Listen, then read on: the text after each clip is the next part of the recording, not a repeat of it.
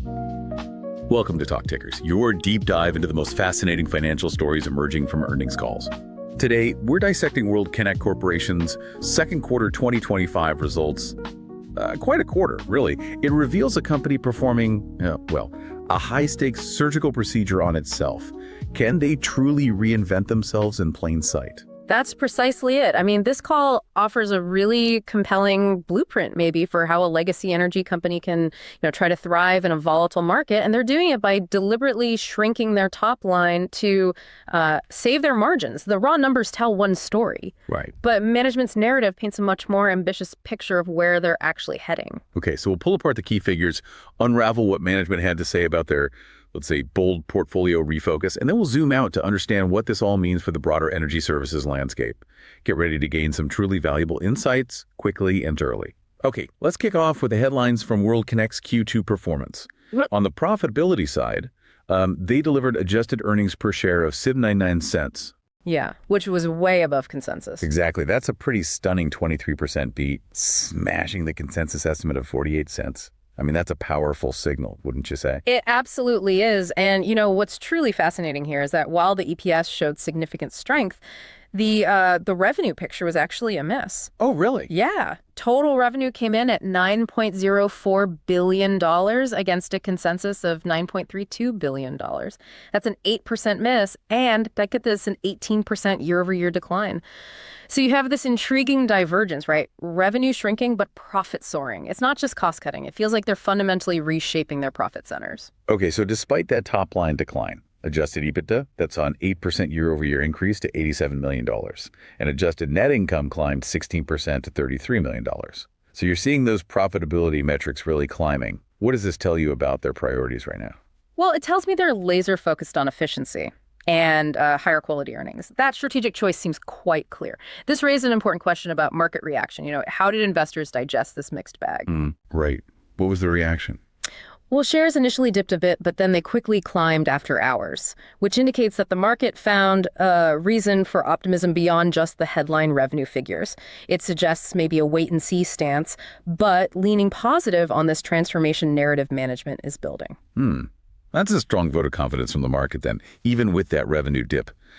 Let's dive deeper into the financials and management's insights, starting with gross profit.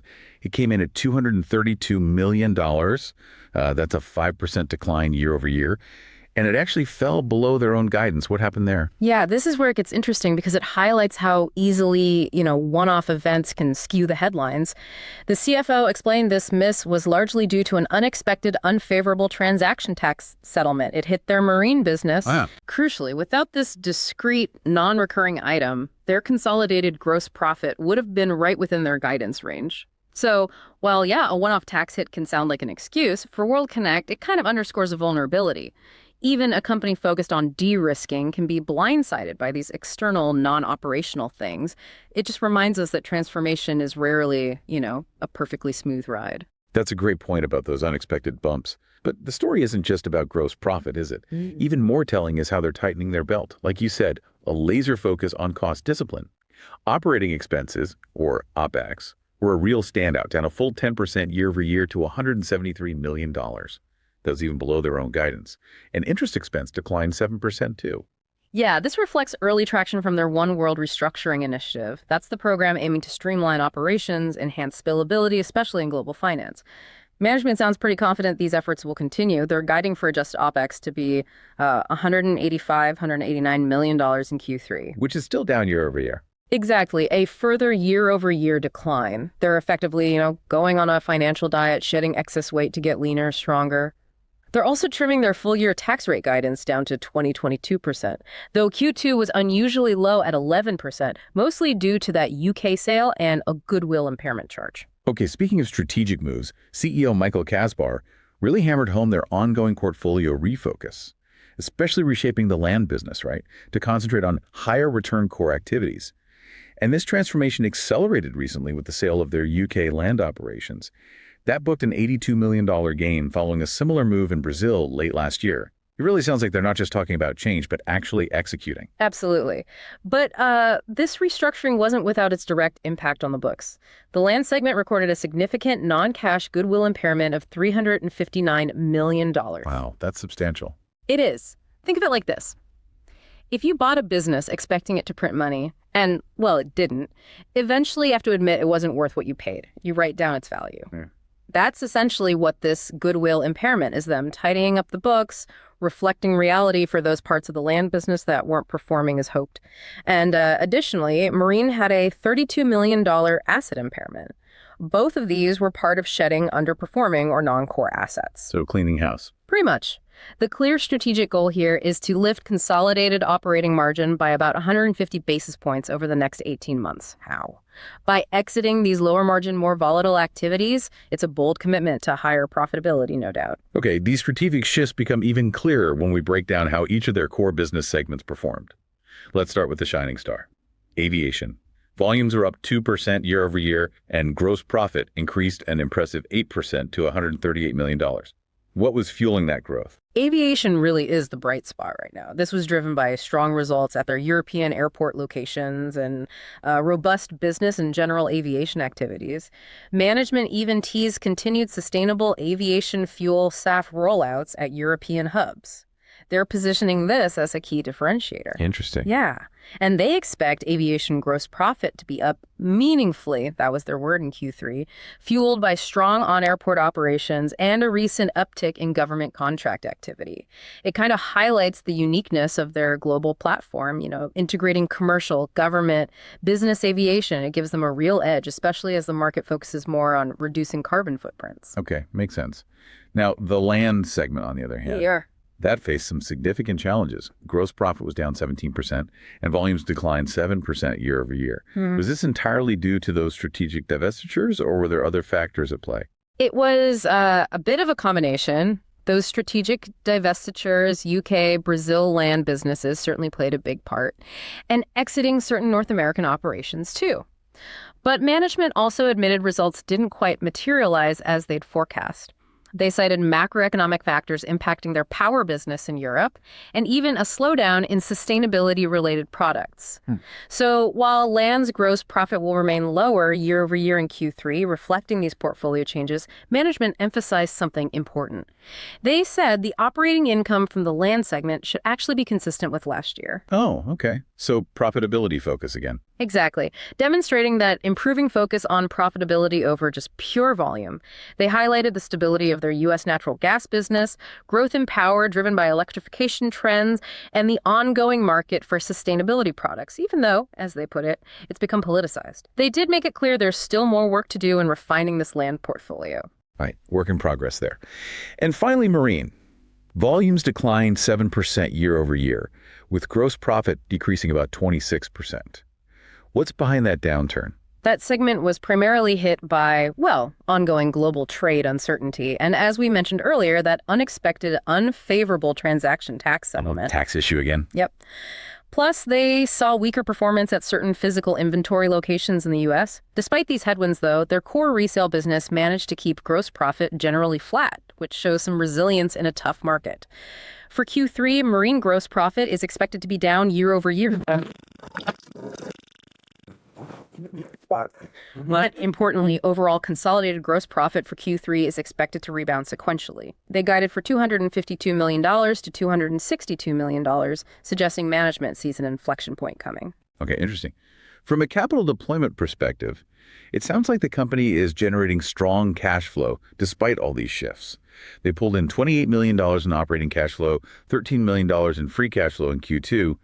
That brings their year-to-date free cash flow to an impressive $113 million. What are they doing with all that cash? Well, that strong performance enabled them to return roughly $64 million to shareholders just in the first half of the year. This included an 18% dividend hike, which is a pretty bold move given the revenue picture. Yeah, definitely. And $45 million in share repurchases, with a big chunk, $35 million, just in Q2 alone. They really emphasized their strong balance sheet, only $415 million in net debt, over $1 billion of available liquidity. Yeah. This robust financial position, management stated, is allowing them to actively pursue an expanding pipeline of investment opportunities. especially in their core businesses, aviation and the newly refined land segment, as valuations maybe become more attractive and interest rates potentially ease up. They seem really focused on synergistic investments that can accelerate growth in their highest performing platforms. Okay, so what does this all mean for you, the listener, as an investor? WorldConnect's Q2 update clearly signals a decisive and perhaps painful step in their ongoing portfolio refocus, moving away from lower margin, volatile stuff towards higher value streams. Right. And this raises a big question. Can they truly parlay their SAF leadership and this disciplined capital return into sustainable EPS growth? Because the industry backdrop isn't exactly, a breeze. We're seeing the refining and marketing group lagging the broader energy sector. Headwinds like crack spread compression, basically shrinking refiner profit margins and slower freight activity. They continue to keep sentiment pretty cautious around the broader energy services space. It's a tough sea to navigate. Yeah, it sounds like it. Management's confident tone, though, despite that headline revenue miss, suggests they truly believe in their strategy. And the market, by bidding shares up after the call, seems to be giving them the benefit of the doubt for now, sort of adopting that wait-and-see stance you mentioned. But is there a risk here that investors are too quickly dismissing the top-line decline? I mean, what could go wrong with this wait-and-see approach? Well, that's a critical point. The risk is always that the turnaround takes longer, right? Or the expected margin benefits don't materialize as quickly as promised. Near-term catalysts you'd want to watch include maybe September traffic data from IATA that could show continued strength in aviation. Obviously, their Q3 earnings expected late October. And any updates on that $200 million share repurchase authorization. Longer term, WorldConnect's narrative really hinges on whether they can successfully prove that their disciplined execution and strategic refocus can reset their valuation.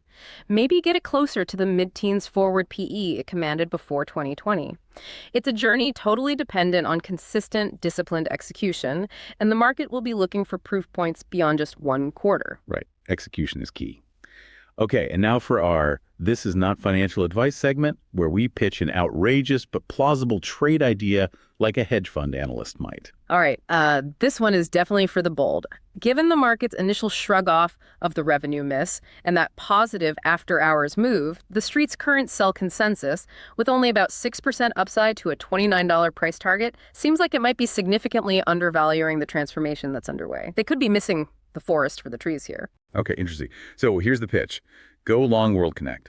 The core thesis is, look, this company is successfully shedding low-margin, volatile assets. They're strategically focusing capital and effort on higher return, more ratable businesses, particularly aviation, which, as we said, is clearly a shining star right now.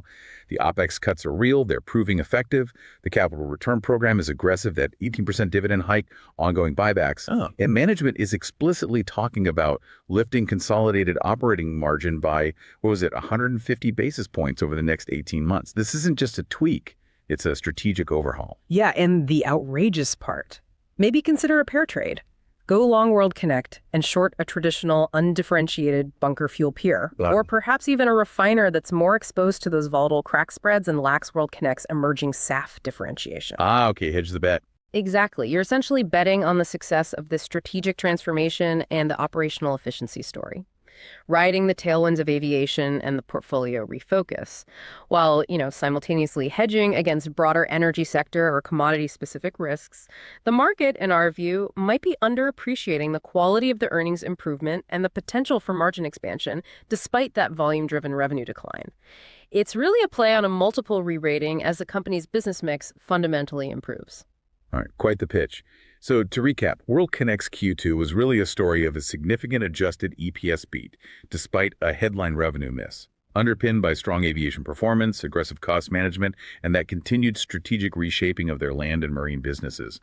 The market's positive after-hours reaction suggests a growing confidence in management's transformation efforts, maybe seeing beyond the initial numbers. It's a compelling example, I think, of a company prioritizing profitability and strategic focus over pure top-line volume. The critical question for you to consider is, how long will it take for the market to fully price in the benefits of this strategic pivot? And what other potential catalysts, maybe beyond the ones we discussed, might accelerate that re-rating in the coming quarters? It's definitely a fascinating journey to watch unfold. We hope this comprehensive analysis has provided you with some valuable insights. If you enjoyed this deep dive, maybe share it with a colleague. And let us know what earnings calls you'd like us to dissect next. Thank you for joining us on Talk Tickers.